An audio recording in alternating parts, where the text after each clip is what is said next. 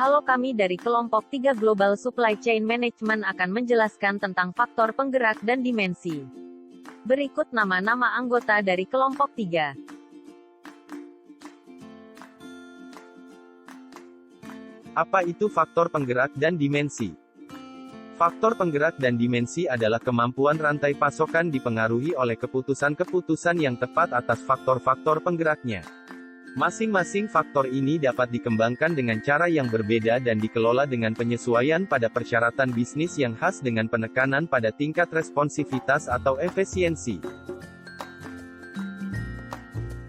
Chopra dan Meindl menyebutkan 6 faktor penggerak. Yang pertama ada facility atau fasilitas, diartikan sebagai lokasi fisik yang ada sepanjang rantai pasokan untuk menyimpan produk, merakit komponen-komponen, atau untuk melakukan proses produksi suatu barang. Dua tipe fasilitas utama yaitu fasilitas produksi dan fasilitas penyimpanan. Keputusan-keputusan yang menyangkut fasilitas berkaitan dengan peran, lokasi, kapasitas, dan fleksibilitas dari fasilitas yang ditetapkan.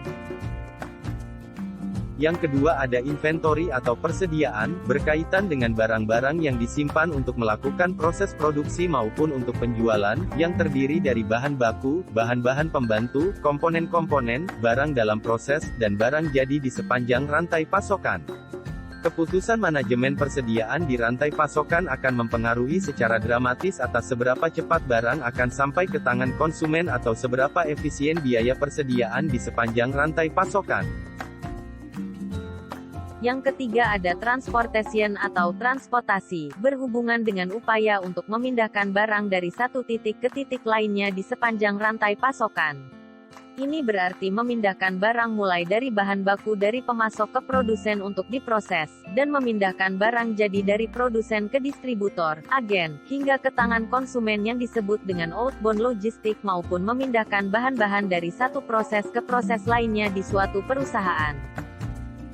Yang keempat ada information atau informasi, berhubungan dengan data dan analisis yang dilakukan berkaitan dengan faktor-faktor penggerak lainnya yaitu persediaan, transportasi, biaya, harga, dan juga konsumen di sepanjang rantai pasokan. Faktor informasi berpotensi memberikan dampak yang besar kepada setiap faktor-faktor penggerak lainnya.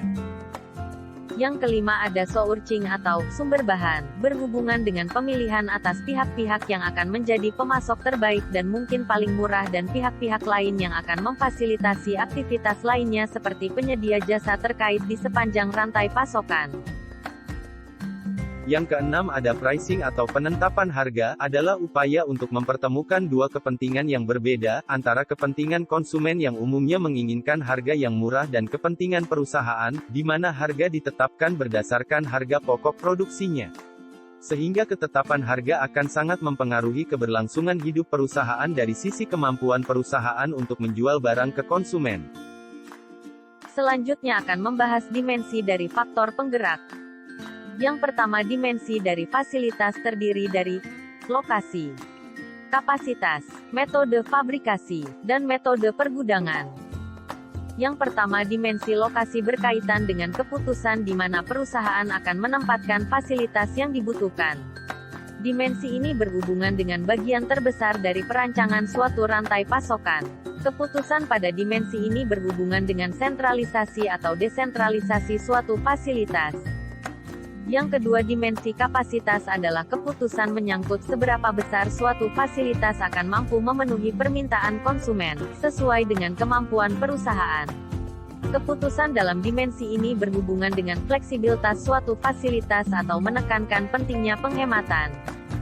Yang ketiga dimensi metode fabrikasi adalah keputusan yang menyangkut apakah fasilitas akan berfokus pada satu jenis produk tertentu atau fokus pada proses yang dilakukan. Kedua keputusan ini berkenaan dengan seberapa banyak volume barang dihasilkan dan jenis atau variasi barang yang diproduksi perusahaan. Yang keempat dimensi metode pergudangan adalah keputusan yang berkaitan dengan fasilitas pergudangan yang akan dipakai untuk menyimpan barang. Keputusan pergudangan berkaitan dengan pilihan sistem, yaitu SKU, job lot, atau cross-docking.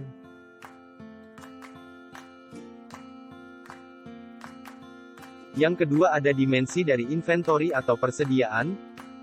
terdiri dari siklus persediaan, persediaan pengamanan, persediaan musiman, dan ketersediaan produk. Yang pertama, dimensi siklus persediaan adalah jumlah persediaan untuk memenuhi permintaan dalam satu periode pengiriman. Tergantung pada jumlah ukuran per satu lot. Yang kedua, dimensi persediaan pengamanan adalah persediaan yang disimpan untuk mengantisipasi jika terjadi lonjakan permintaan sehingga tidak terjadi kekurangan bahan. Level persediaan pengamanan ditetapkan karena adanya ketidakpastian dalam situasi bisnis. Yang ketiga, ada dimensi persediaan musiman adalah persediaan yang disimpan untuk memenuhi permintaan berdasarkan musim yang mampu diprediksi sejak awal periode produksi yang dijadwalkan. Perusahaan menyiapkan persediaan pada saat musim permintaan rendah dan kemudian memanfaatkan persediaan yang ada pada saat musim permintaan tinggi, karena ketiadaan kapasitas yang mencukupi yang dimiliki oleh perusahaan. Yang keempat, dimensi tingkat ketersediaan produk merupakan tingkat persentase di mana permintaan dapat terpenuhi tepat waktu terhadap jumlah persediaan yang dimiliki oleh perusahaan. Yang ketiga, dimensi dari transportation atau transportasi, terdiri dari moda transportasi, pemilihan rute dan jaringan pengiriman, dan in-house dan outsource. Yang pertama, moda transportasi merupakan keputusan yang berkaitan dengan perpindahan barang dari satu tempat ke tempat lainnya pada satu rantai pasokan ke rantai pasokan lainnya. Perusahaan dapat memilih moda transportasi berupa pesawat, truk, kereta api, laut, atau moda lainnya untuk perpindahan barang. Yang kedua, pemilihan rute dan jaringan pengiriman. Keputusan ini berkaitan dengan letak geografis suatu wilayah, jika pengiriman barang memiliki berbagai alternatif rute pengiriman. Umumnya akan dikaitkan dengan waktu dan keselamatan pengiriman barang. Yang ketiga, ada in-house dan outsource, keputusan transportasi yang berhubungan dengan pemanfaatan fasilitas yang dimiliki atau menggunakan jasa pihak ketiga. Keputusan ini juga berkaitan dengan pengiriman barang-barang yang berada dalam internal dan eksternal perusahaan dalam satu rantai pasokan. Yang keempat, ada dimensi information atau informasi, terdiri dari informasi terkait permintaan, koordinasi dan information sharing, peramalan, dan teknologi pendukung. Yang pertama, ada informasi terkait permintaan, berkaitan dengan informasi permintaan yang mempertimbangkan sistem push, adanya persediaan, dan sistem pull, memproses karena adanya permintaan. Kedua tipe yang berbeda ini menghendaki informasi yang berbeda, sehingga perencanaan produksi dapat dilakukan dengan baik. Yang kedua, ada koordinasi dan information sharing adalah semakin baik koordinasi yang dilakukan, maka arus informasi juga akan semakin cepat.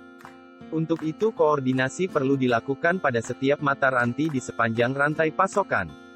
Selanjutnya, information sharing atau pemanfaatan informasi secara bersama-sama juga akan memudahkan pengambilan keputusan. Yang ketiga, ada peramalan berkaitan dengan jumlah permintaan konsumen yang harus dipenuhi oleh pabrikan. Metode yang tepat dalam membuat peramalan juga akan mempengaruhi ketepatan dalam melaksanakan proses produksi.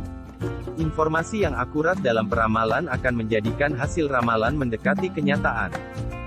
Yang keempat, ada teknologi pendukung akan sangat membantu dalam proses pengiriman informasi dari hilir ke hulu maupun sebaliknya dari hulu ke hilir.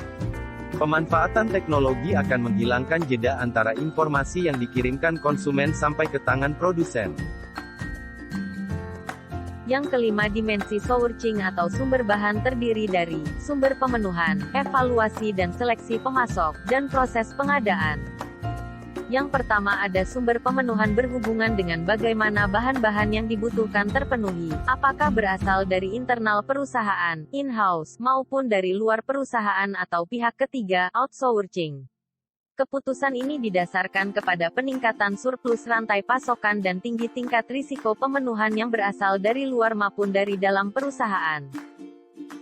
Yang kedua, ada evaluasi dan seleksi pemasok berkaitan dengan keputusan apakah akan tetap menggunakan pemasok yang sama untuk proses-proses di masa yang akan datang. Keputusan ini juga akan dilanjutkan dengan pemilihan pemasok baru, dengan berbagai mekanisme yang ada, misalnya sistem lelang, sistem penunjukan langsung, atau pemilihan langsung. Yang ketiga, ada proses pengadaan berkaitan dengan penetapan serangkaian langkah untuk mendapatkan pasokan bahan baku yang memberikan nilai tambah yang tinggi pada produk akhir. Dengan memanfaatkan kekuatan globalisasi di era industri 4.0 saat ini, keputusan juga mengharuskan pemilihan proses pengadaan dengan pemasok lokal maupun global dengan harga terbaik. Yang keenam ada dimensi pricing atau penetapan harga, terdiri dari harga dan skala ekonomis, harga jual harian, dan fluktuasi harga. Yang pertama ada harga dan skala ekonomis yang berhubungan dengan kebijakan penetapan harga barang yang akan dipesan maupun barang yang akan dijual yang dikaitkan dengan volume produksi maupun volume pesanan. Kebijakan penetapan harga akan bervariasi tergantung kepada jumlah barangnya. Yang kedua ada harga jual harian berhubungan dengan keputusan harga jual untuk produk-produk dengan transaksi yang sering atau terjadi dalam harian, misalnya produk-produk makanan ringan. Kebijakan ini akan mempengaruhi volume jual dari suatu barang, dan juga drivers lainnya misalnya ketersediaan dan fasilitas pergudangan. Yang ketiga ada fluktuasi harga. Ketetapan ini berhubungan dengan perubahan harga yang terjadi di pasar. Perusahaan dapat menetapkan harga yang tetap maupun harga yang berubah-ubah di sepanjang rantai pasokan seiring dengan terjadinya perubahan harga di pasar. Sekian pemaparan dari kelompok 3, mengenai materi faktor penggerak dan dimensi. Mohon maaf apabila ada kesalahan saat menyampaikan materi. Terima kasih dan sampai jumpa lagi.